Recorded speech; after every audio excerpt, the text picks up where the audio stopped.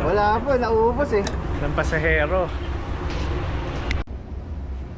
So nandito ulit tayo sa Pascat. So I'm about to experience na araw naman pabiyahe.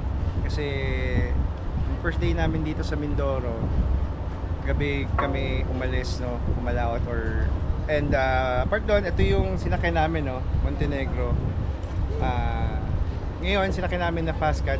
It's much smaller and but faster, no, compared dito kay Montenegro. So sabi 2 hours lang nasa Batangas na. And hopefully ayan, no, medyo weather ngayon dito kaya lang banda mukhang cloudy. So sana magandang panahon sa Batangas para makagala pa kami doon. Alright, let's go.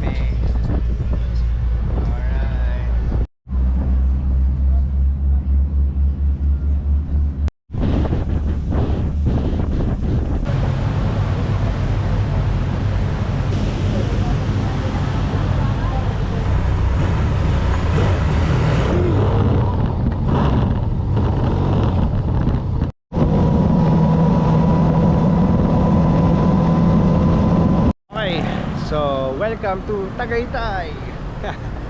Nawa kami dito sa Tagaytay. Kain lang kami dito sa Romantic Baboy.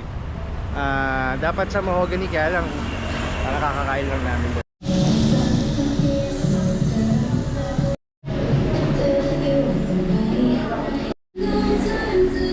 Kain na.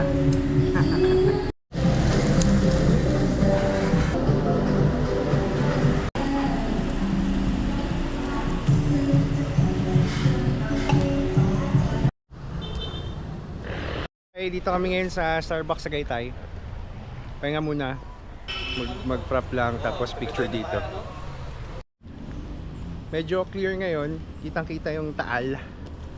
Dito. Ayan o, sa likod ko. So right after this, we're going home na sa Marikina. And that's it for our Mindoro adventure. Side trip Tagaytay. Okay. So bye. Thank you for watching all the videos.